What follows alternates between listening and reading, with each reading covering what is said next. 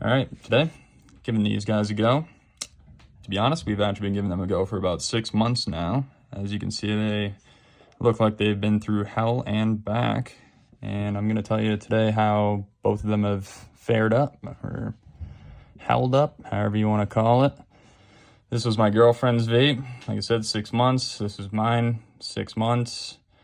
And to be fair, for the price point, they both have held up for 6 months. I will start with that, but there are some things that have happened between the both, but there is one that has kind of shined between the two, I'd say, and I'm gonna kind of go through those right now with you guys. So we'll start with the Caliburn G3. This is the Pro version, and obviously this is the Vaporesso XROS Pro. Yes, that's how you pronounce it. XROS Pro. It's got 1,000 milliamp hours in this one here, and 1,200 in this guy. So in theory, this one should last a little bit longer, especially with this one having the bigger screen too, which will, as you can see, we'll get into that. But yeah, so what I do not like about this one, as you can see, I guess some of this stuff is going to be personal preference. Yeah, she is pretty cracked up. It's pretty bad. Like, obviously this is a couple drops, but it is obviously shattered all over. Obviously not too waterproof anymore, especially living in Canada here, where hop out of your car and then thing comes flying out off your lap and then lands in the snow, which is never fun. But again, like I said, to be fair, it is still kicking. So but yeah, like I said, some of this stuff is going to be personal preference. I don't like how you can't see the juice from both sides, personally. The button on the side, I don't really mind, but this is what my girlfriend has also said as well, is the charging port on the side is not really, like, especially when you have it charging and you want to hit it at the same time too, it's not really ideal, I guess you could say. And the positioning for the button too is right beside the actual like air part there where the air goes in. So it's kind of an awkward like hit, and until you get used to it, obviously, it's like, and you don't really have to click the button obviously to hit it, so you don't, like, your hands aren't always in the way, but it does get in the way, and it's just kind of a little annoyance, I guess you could say. But yeah, like I said, it has held up for 6 months, but it's still will kind of glitch out sometimes. The screen is a little finicky. I'll show you the screen here. It still does work, but it's like I said, it definitely ain't waterproof anymore.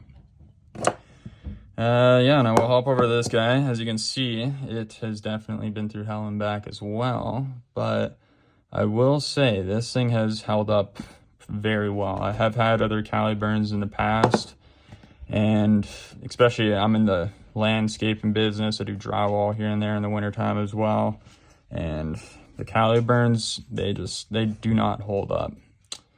One problem that I have had with this vape though is the button here. I think either some dirt or something had gotten in there and then it was just going off randomly. But the thing that I liked about it is it's got a little selector here on the side where you can just lock that button. So when it was going off randomly, I could just lock it.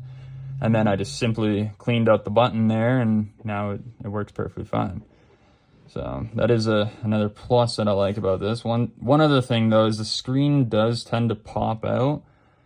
And again, like, I have dropped this thing probably over 50 times. Like, it's kind of embarrassing how much I've dropped this thing, to be honest. But it's held up great, and the screen, like I said, has popped out before, but pop it right back in place, and you're on your way again. Yeah, both USB-C, which is nice, fast charging. The screen on this guy here is currently off. There we go. Oh, turn the light off now.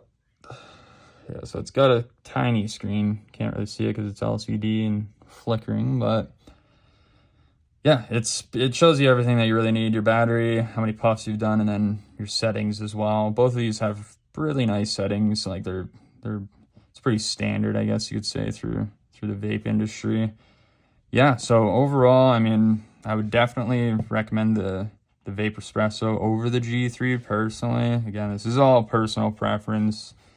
And again, like these both have held up for 6 months, and as you can see, they have been through hell and back. So they both deserve something for that. But I'm just saying, these Caliburns, they don't typically hold up for me personally. And like I said, this was my girlfriend, so she's definitely a lot lighter on them, I guess. And that's another thing as well. Like, this has definitely been through, I would say, more abuse than this one, doing landscaping every day and all that. So yeah, that's the review. I guess I'll give you guys a little puff cloud.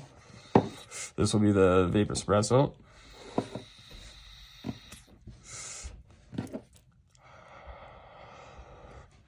Still works very nice. Got that green apple from that lemon drop, and this is peach ice from GT.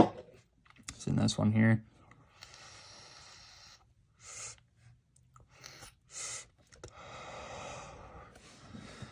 Yeah, I mean, pretty good. This one's kind of cracked here. I had to put my thumb over it, but yeah, they are, like I said, both pretty decent for the price point. Cannot go wrong, but I would choose this guy over the Caliburn any day. Thank you guys for watching.